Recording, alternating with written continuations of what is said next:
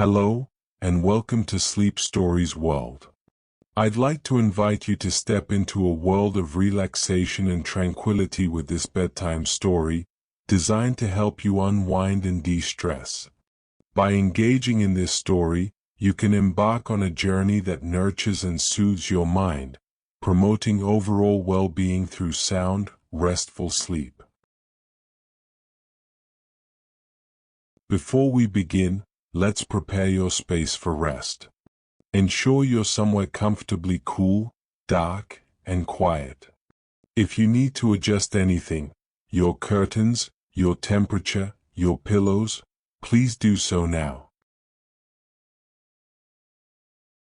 When you're ready, lie down and let yourself settle into your bed. Feel the weight of your body being supported. You may want to cover yourself with a light blanket as your body relaxes.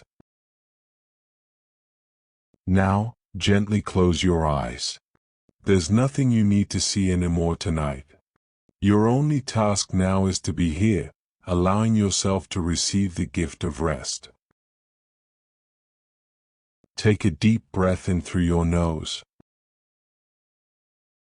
and exhale slowly through your mouth. Breathe in deeply, feeling your chest expand. Breathe out, feeling your body sink deeper into your bed. In and out. With each breath, you're signaling to your body that it's safe to rest. Now, imagine being surrounded by a warm, vibrant light. This light is gentle and comforting, carrying with it a deep sense of peace and safety.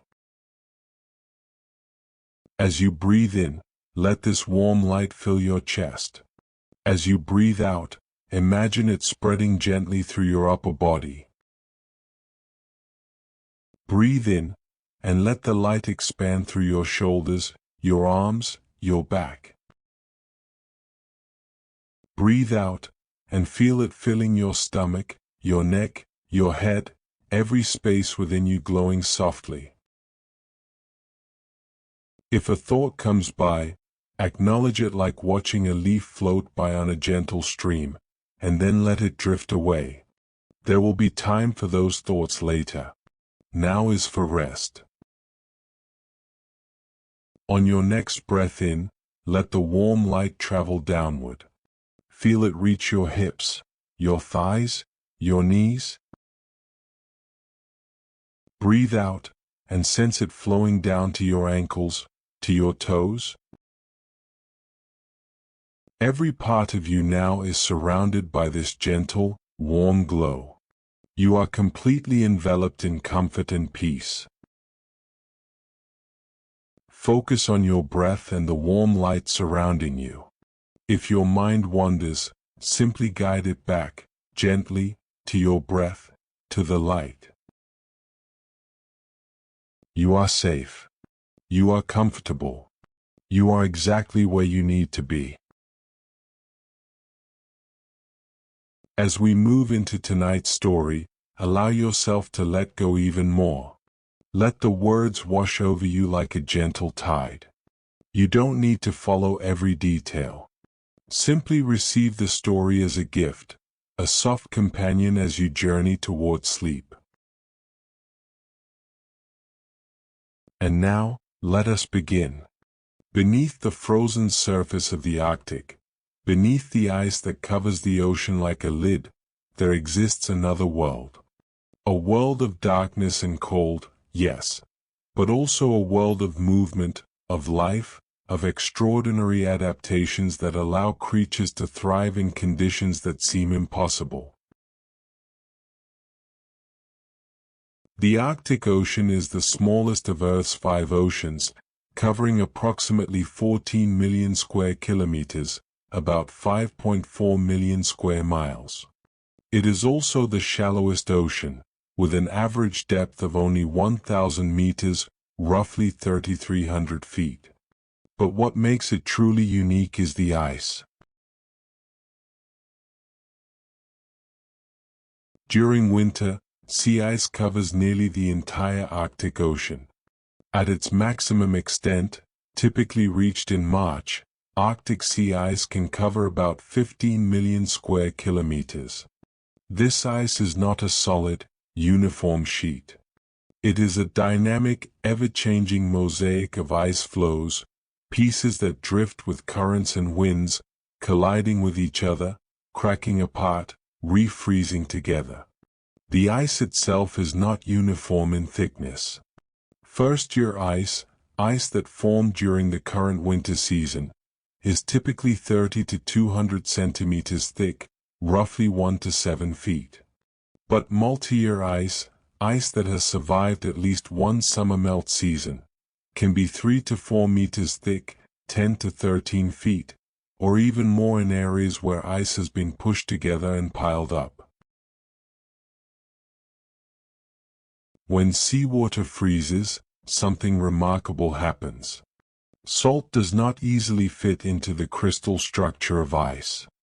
As ice forms, most of the salt is expelled from the freezing water, left behind in the liquid ocean below. This means that sea ice is much less salty than the ocean water from which it formed. Fresh ice might contain about 5 to 10 parts per thousand of salt, while the seawater beneath contains about 35 parts per thousand. As the ice ages, brine, concentrated salt water, drains out through tiny channels, and the ice becomes even fresher. Multi-year ice can be fresh enough to melt and drink. This rejection of salt during freezing has profound consequences. The expelled salt makes the water immediately beneath the forming ice even saltier and therefore denser.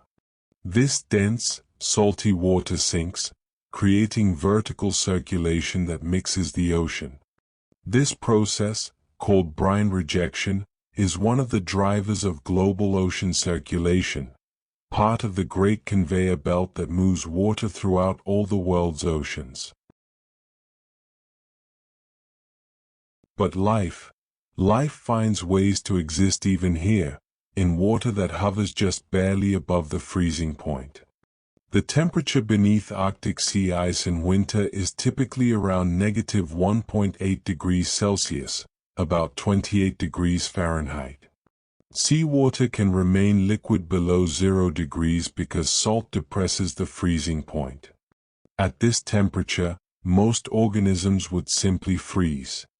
The water inside their cells would turn to ice, rupturing cell membranes and causing death. But Arctic marine organisms have evolved remarkable adaptations.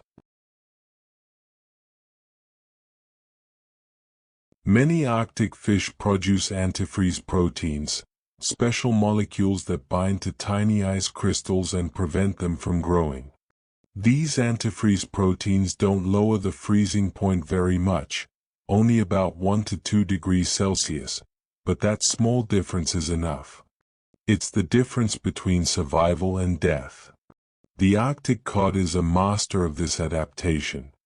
This small fish, typically 10 to 20 centimeters long, about 4 to 8 inches, produces antifreeze glycoproteins in its blood and bodily fluids. These molecules allow the Arctic cod to remain active and swimming even when surrounded by ice crystals in the water.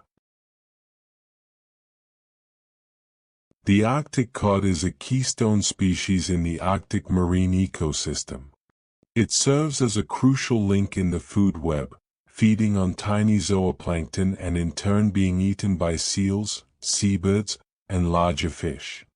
During winter, Arctic cod are often found in large schools directly beneath the sea ice, in the very coldest water. They seem to prefer this location, perhaps because predators are less common there, or because the underside of the ice provides some form of shelter. The underside of sea ice is not smooth. It is rough and textured, with ridges, channels, and pockets. And remarkably, surprisingly, it supports life. Even in the depths of winter, microscopic algae, ice algae, grow attached to the underside of the ice. These single-celled organisms live at the interface between ice and water, in a thin layer sometimes called the skeletal layer. Here, in narrow brine channels within the ice and in the rough surface texture, ice algae form communities.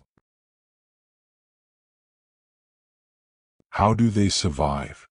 How can they photosynthesize when there is so little light in the polar night? The answer lies in their remarkable efficiency. Ice algae can photosynthesize at light levels as low as 1 to 5 micromoles of photons per square meter per second. To put this in perspective, full sunlight provides about 2,000 micromoles. These algae can function on less than 1%, less than 0.5% of full sunlight. During the polar night, when the sun never rises, there is still a dim glow around midday, a faint twilight that provides just enough light for these specialized organisms. And as winter progresses towards spring, as the days begin to lengthen, the ice algae respond immediately, beginning to grow and multiply weeks before the ice above them begins to melt. By March and April, ice algae communities can become so dense that they turn the underside of the ice brown or green. This ice algae bloom is one of the first signs of returning biological productivity in the Arctic. It happens before the phytoplankton bloom in the open water, before most other forms of life have begun their spring awakening. And this early bloom is crucial. Tiny zooplankton, copepods and amphipods, graze on the ice algae. These tiny crustaceans, in turn, are food for Arctic cod, which are food for seals and seabirds. The ice algae bloom triggers a cascade of life throughout the Arctic marine ecosystem. One particular creature thrives in this under-ice environment, the Arctic amphipod, Gammarus wilkitsky. This small crustacean, typically 2 to 3 centimeters long, about 1 inch, spends its entire life on the underside of sea ice. Like Arctic cod, it produces antifreeze compounds. But it also has another adaptation, the ability to tolerate extremely low oxygen levels. Water beneath ice can sometimes become depleted of oxygen, especially in areas where ice coverage is continuous and there's little exchange with the atmosphere. The Arctic amphipod can survive oxygen concentrations that would suffocate most other animals.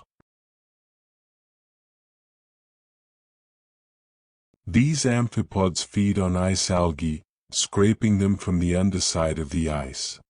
In turn, they are eaten by Arctic cod and by seabirds during summer.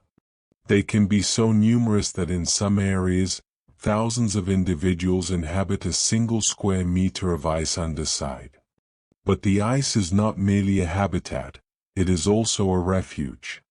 Beneath and within the sea ice, creatures find protection from predators, shelter from currents, and access to food that other animals cannot reach.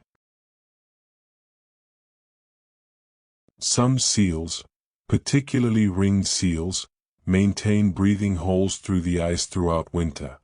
But they are not the only marine mammals that deal with the ice-covered ocean. Narwhals, the unicorns of the sea, spend their winters in areas of the Arctic Ocean that remain partially ice-covered even in the darkest months.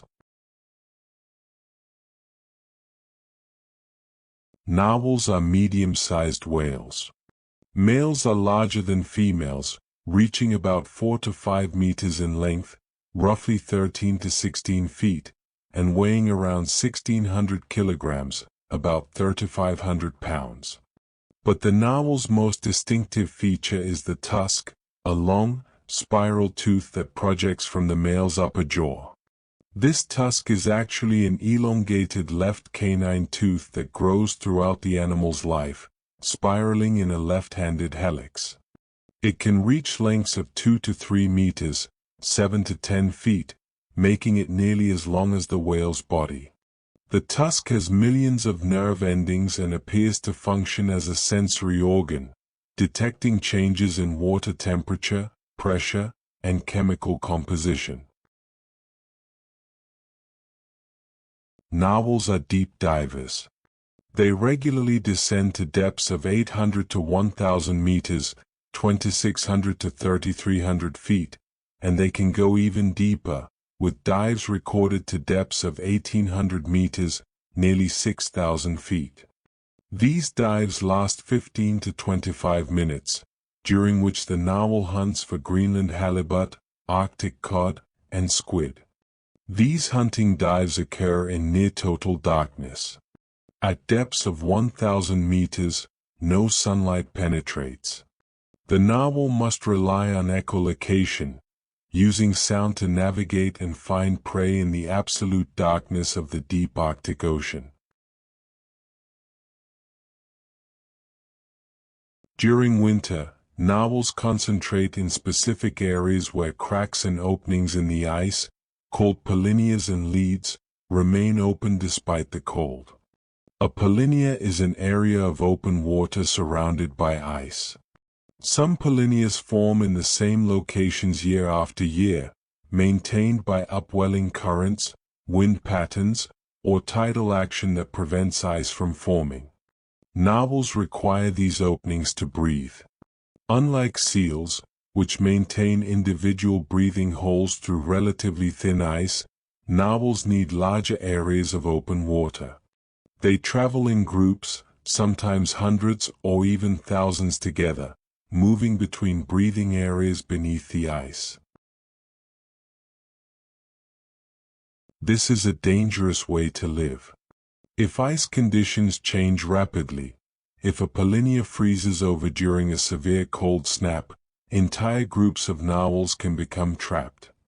Events called ice entrapments or sassots in the Inuit language have been documented throughout history. Dozens or even hundreds of narwhals, unable to reach open water to breathe, perish trapped beneath the ice. But for all its dangers, the ice-covered Arctic Ocean in winter is not a barren wasteland. It is an ecosystem functioning in slow motion, in darkness, in cold that would seem incompatible with life. From the microscopic ice algae clinging to the underside of the ice, to the tiny amphipods grazing upon them, to the Arctic cod swimming in schools in the frigid water, to the seals maintaining their breathing holes, to the narwhals diving deep in search of prey, life continues. The water is not still. Ocean currents continue to flow beneath the ice, carrying nutrients, moving water masses, connecting the Arctic Ocean to the Atlantic and Pacific. The Beaufort Gyre, a massive circular ocean current in the western Arctic, continues its slow rotation. The transpolar drift, a current that moves ice and water from the Siberian coast across the North Pole toward Greenland, continues its centuries-old pattern. These currents bring water from distant places. Atlantic water, warmer and saltier, flows into the Arctic Ocean from the Norwegian Sea, diving beneath the colder, fresher Arctic surface water. Pacific water enters through the Bering Strait, the narrow passage between Alaska and Siberia, bringing different chemical properties and different nutrients. The mixing of these water masses, the circulation patterns they create, and the nutrients they carry all influence the life that exists in the Arctic Ocean. The ocean is not isolated. It is connected, part of a global system of ocean circulation that links all the world's oceans together. As you imagine this hidden world beneath the ice, the darkness, the cold, the slow persistence of life in the most unlikely of places, let it bring a sense of quiet wonder. Life adapts. Life persists. Even in the coldest, darkest depths, life finds a way. Let your thoughts drift like the slow currents beneath the ice, gentle, steady, continuous, flowing peacefully through the darkness.